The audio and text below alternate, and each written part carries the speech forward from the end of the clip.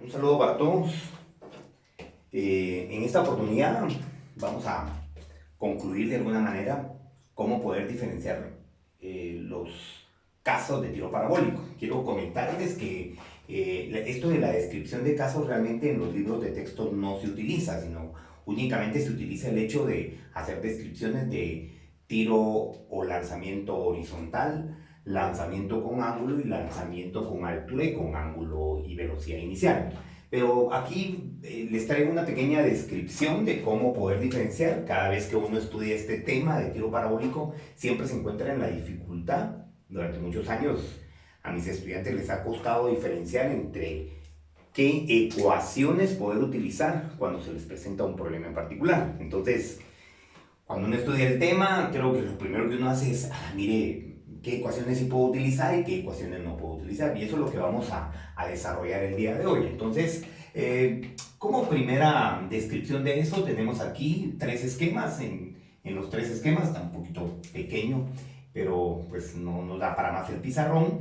Y podemos observar que tenemos el caso número uno, que para nosotros es el lanzamiento horizontal. Cuando hablamos de un lanzamiento horizontal, eso significa que nosotros siempre nos van a dar en este problema una altura inicial. Y lo que nos van a pedir es que, bueno, varios elementos, ¿verdad? Calcular alcances, tiempo de vuelo, y eso es lo que vamos a tratar de hacer en esta oportunidad. Así es que empecemos. Número uno, para poder calcular el alcance en el caso número uno, nosotros sabemos que el alcance puede calcularse como la velocidad en X por el tiempo de vuelo. Bueno, así podemos calcular el alcance en este primer caso. Cosa que se hace de igual manera en el caso número 2. El alcance puede calcularse como la componente de la velocidad, pero aquí se llama Vox o velocidad en X, que también se puede anotar así, por el tiempo, y en este caso es el tiempo de vuelo. Bien, entonces esta es la ecuación para calcular el alcance y esta es la ecuación para calcular el alcance. Observamos que es bastante similar. De igual manera aquí vamos a decir que el alcance también puede calcularse como la componente de la velocidad en X o Vox, que es lo mismo, por el tiempo de vuelo. De nuevo, la ecuación es una réplica y lo que hemos hecho es escribir lo mismo en los tres casos. Se puede calcular de la misma manera. Es una de las pocas ecuaciones que se utiliza acá o en el tercer caso. Sin embargo, en esta otra ecuación hay varias formas de poder calcular el alcance. Por ejemplo, para este caso, hay una ecuación que dice que el alcance horizontal puede calcularse para este caso como la velocidad inicial elevada al cuadrado por el seno del doble ángulo partido la gravedad. Esta ecuación también me permite poder calcular el alcance, siendo el alcance la posición que hay entre este punto y este otro punto, desde el punto de lanzamiento hasta el punto de impacto. Bien, sin embargo, esta ecuación es única y exclusiva para este segundo caso y no se puede utilizar ni en este ni en este otro caso. Bueno, eso es una, digamos, de las diferencias notables que podemos ver aquí. Esta ecuación también, este caso también tiene una ecuación para poder calcular el alcance, la cual dice que es 4 veces la altura máxima, h máxima, partido la tangente del ángulo. Bueno, observe cómo son ecuaciones particulares para el caso, no se pueden utilizar en los otros dos. Tengo otra también que podríamos utilizar para este caso, sin embargo, bueno, esa es un poquito más complicada que estas otras dos que están aquí y se puede sacar de una combinación de estas. Entonces vamos a dejar que aquí el alcance se puede calcular con estas tres ecuaciones, aquí con esta y acá con esta. Bien, si estamos hablando de alcances, eso es posicionamiento horizontal, podríamos hablar de cómo puede calcularse la altura en este caso. Y resulta que la altura aquí puede calcularse como un medio de la gravedad por el tiempo elevado al cuadrado. Esta es una ecuación que me permite calcular la altura en el caso número 1. La altura en función del tiempo, ¿verdad? Eso quiere decir que claro, ya tengo la altura máxima o la altura inicial, que es h0. Sin embargo, me podrían pedir calcular una altura por este lado o una altura por acá y esta ecuación me lo permite determinar. Ahora, veamos qué ecuación me permite calcular la altura aquí. Bueno, la altura acá la puedo calcular como voy por t menos g por t cuadrado partido 2. Esa es una ecuación que sí difiere de esta otra y vean dónde la puedo utilizar y dónde no. Ahora me paso a este otro caso y voy a decir que la altura también puede calcularse en este caso como voy por t, el tiempo es parcial, menos g por t cuadrado partido 2. Bueno, esas son ecuaciones para poder calcular posicionamiento vertical en el caso número 2 y en el caso número 3. De acá, de esta ecuación, hay una muy particular que me permite calcular la altura máxima y resulta que la altura máxima puede calcularse como voy elevado al cuadrado partido 2 veces la gravedad. Ecuación para calcular específicamente una h en particular y es la h que aparece representada en el esquema.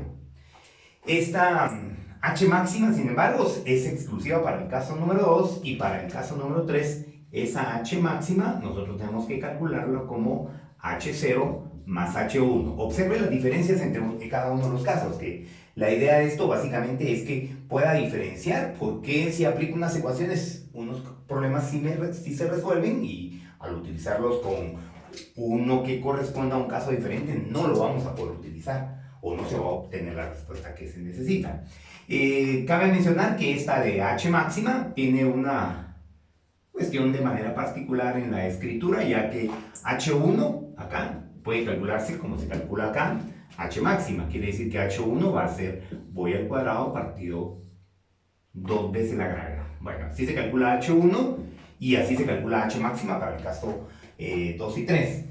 ¿Por qué aquí no hay una ecuación de h máxima? No, es que no vas a tener una ecuación de h máxima porque de hecho la altura inicial es la altura mayor que vas a conseguir en la descripción del movimiento del problema. Bueno, tenemos posicionamiento horizontal y tenemos posicionamiento vertical. Ahora veamos qué pasa con las velocidades. Digamos, si yo quiero calcular una velocidad de impacto en este problema, voy a decir que la velocidad de impacto, llamada velocidad resultante también, puede calcularse como la velocidad en x al cuadrado más la velocidad en y al cuadrado.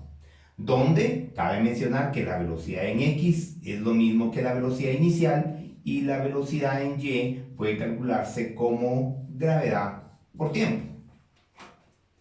Esta misma ecuación se puede utilizar en los siguientes casos, quiere decir que para este caso la velocidad de impacto de nuevo es la raíz cuadrada de la velocidad en x al cuadrado más la velocidad en y al cuadrado.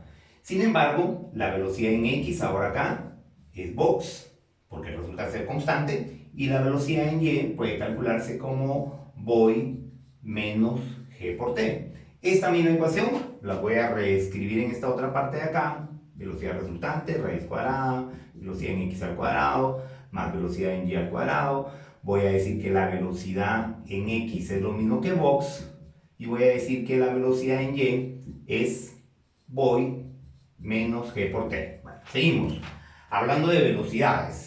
Como hablamos de Vox y como hablamos de voy, vamos a observar que en el caso número 1 no hay ángulo de lanzamiento, por consiguiente no se puede calcular ni Vox ni voy. Sin embargo, acá sí podemos hacerlo y nos recordamos que en estas ecuaciones, aquí aparece Vox y voy, y sabemos que Vox se puede calcular como BO por el coseno del ángulo, y sabemos que voy, o las componentes de la velocidad inicial en y, puede calcularse como BO por el seno del ángulo. Entonces se puede hacer en este caso y también se deben de calcular en este otro, como Vox entonces y como voy. De igual manera BO por el coseno y BO por el seno del ángulo. Emocionándonos entonces con las ecuaciones aquí. Bien, ahí llevamos desarrollada una buena parte de las ecuaciones y ahora veamos qué más podemos calcular en estas. En estas ecuaciones ustedes pueden observar por lo menos en una, dos, tres de ellas aparece el tiempo como un elemento clave e indispensable. De hecho, para el caso número 1, el cálculo del tiempo es importante en el desarrollo de todas las demás ecuaciones y en la solución de cualquier problema. Quiere decir que ecuación clave, la del tiempo de vuelo, la cual la podemos calcular como la raíz cuadrada de 2 veces la altura partido la gravedad. Esta es para nosotros una ecuación clave, entonces en este tema la vamos a resaltar aquí. Voy a poner un pequeño asterisco porque esto, teniendo el tiempo, pues nos salen el cálculo de otras ecuaciones y soluciones de preguntas particulares del problema. En este caso, el tiempo de vuelo sí se va a calcular de una forma diferente y vamos a decir que el tiempo de vuelo puede calcularse como 2 voy partido la gravedad. Diferente a este caso, como lo pueden ver. Aquí el tiempo de vuelo de nuevo vuelve a cambiar. Aquí sí se va a calcular de formas diferentes entonces. Vamos a decir que aquí el tiempo de vuelo es equivalente al tiempo de subida más el tiempo de bajada. Teniendo dos ecuaciones para el cálculo del tiempo de vuelo, que puede ser tiempo de subida como voy partido g y el tiempo de bajada que debe ser como la raíz cuadrada de 2 veces la altura máxima aquí partido la gravedad. Bueno, entonces veamos. Sí, ya empiezan a aparecer algunas diferencias sustanciales, ¿verdad? Digamos, observen cómo se calcula el tiempo de vuelo acá. Bueno, esa ecuación aparece también aquí, como un cambio de entre h y h máxima. El tiempo, sí difiere entre este y este, pero el tiempo de vuelo acá es como 2 voy partido g, y aquí el tiempo de subida como voy partido g. Exactamente se ve una descripción muy similar cuando vemos cada uno de los esquemas que se presentan ahí. Bueno, entonces ahí tenemos una descripción de cómo poder calcular el tiempo de vuelo. Veamos qué nos hace falta en esta ecuación. Nos hace falta, por ejemplo, dos elementos importantes. Uno de ellos es calcular el ángulo con el que un proyectil llega al suelo, eso se le conoce con el nombre de ángulo de impacto, y calcular otro ángulo que es nuestro famoso ángulo de mira. Esto de ángulo de mira y ángulo de impacto está en función de lo siguiente. Digamos, en el tiro parabólico, cuando uno lanza un objeto, yo creo que el mejor ejemplo es como cuando uno va a encestar, uno está parado en la posición de lanzamiento en el básquetbol, entonces uno va a lanzar la pelota, entonces uno se queda de manera fija viendo el aro de la canasta. Sin embargo, la descripción del movimiento no es lanzarlo de forma directa, sino lanzarlo hacia arriba, pero nuestra visión se genera en línea recta. Eso significa que para nosotros nuestra visión es lineal y eso debería de ser el famoso ángulo de mira, diferente al ángulo de impacto, ¿verdad? Entonces sí, recuerden de imaginarse la situación de lanzamientos en básquetbol, entonces lanzamiento hacia arriba, pero vista de forma horizontal o sobre la línea del posicionamiento del objeto al que queremos impactar. Bien, entonces hay dos ángulos. Aquí hay ángulo de impacto y se escribe como BY partido BX tangente a la menos 1. Cuidado de no confundir el posicionamiento de esto, porque siempre se describe de esta manera. El ángulo de mira se hace en función de las alturas, entonces quiere decir que altura o H0 partido del alcance, y eso tangente a la menos 1. Nos permite calcular el famoso ángulo de impacto y el ángulo de mira. Bueno, en esta parte de aquí no vamos a tener ángulo de impacto y no vamos a tener ángulo de mira. De hecho, vamos a partir de escribir que el ángulo de lanzamiento, lo vamos a escribir así, como ángulo L, es igual al ángulo de impacto. De tal manera que si lanzamos un proyectil con un ángulo determinado, el mismo ángulo, con ese mismo ángulo debería de hacer impacto con el suelo de nuevo. Entonces, ángulo de lanzamiento igual a ángulo de impacto. Por eso es que no hay una ecuación que en este caso nos permita calcular ese ángulo. Acá no hay, sin embargo, estos dos valores los vamos a reescribir acá y vamos a decir que el ángulo de impacto, de nuevo, vuelve a ser BY partido BX, tangente a la menos 1, y que el ángulo de mira debería de ser H0, que es la altura de lanzamiento. Si dibujamos el ángulo de mira, debería de ser este que está acá. Observen cómo H0 es la que se va a tomar en cuenta acá y no H máxima o H1, de tal manera que este debería de ser mi ángulo de mira y mi ángulo de impacto debería de ser este otro que está acá. Entonces, ángulo de mira es igual a ángulo de mira, puede calcularse como H0 partido alcance. Bueno, tenemos entonces tangente a la menos 1 en este caso. Tenemos la descripción del cálculo de los ángulos. Observen la diferencia, o sea, aquí no vamos a poder hacer esos cálculos, y en aquel caso y en este otro caso sí.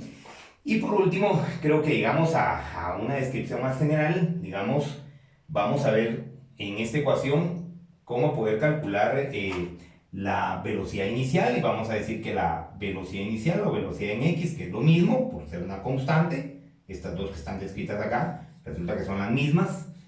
Entonces, la velocidad inicial en este caso puede calcularse como el alcance partido el tiempo de vuelo.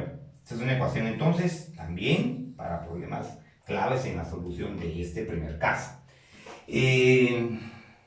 Bueno, este sí tiene una ecuación muy particular para calcular la velocidad inicial y vamos a decir que la velocidad inicial en este caso puede calcularse como la raíz cuadrada de la gravedad por el alcance partido el seno del doble ángulo.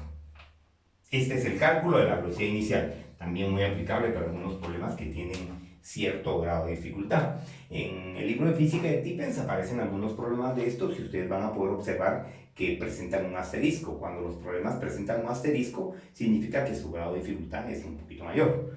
Ahora, esta ecuación es aplicable exclusivamente para este caso y no para este otro caso. Entonces, vean, he tratado de presentarles en esta oportunidad un desarrollo de un formulario, el cual voy a tratar de adjuntarles ahí. Ustedes lo pueden cotejar para irlo revisando y ver cómo y qué ecuaciones se pueden utilizar en un caso de tiro parabólico y en otro. Traten de no... bueno, la idea en la lectura del problema es diferenciar el caso y al diferenciar el caso, desarrollar un formulario como ustedes lo ven acá, que les permita, atendiendo a la lectura del problema, o sea, que uno se pueda delimitar, lo hago por estas ecuaciones, lo hago por estas ecuaciones o por estas otras ecuaciones, dependiendo del caso que uno tenga. Así es que años anteriores hemos desarrollado un trifoliar en donde hemos denotado cada una de las ecuaciones. Yo le voy a adjuntar un pequeño formulario con el desarrollo de esta explicación para que le sea de ayuda y que le permita a usted poder escribir algunas otras ecuaciones de este caso. Muy bien, un saludo para todos, que estén bien. Les dejo entonces esta descripción y esta pequeña explicación del tema de tiro parabólico en general. Hasta la próxima.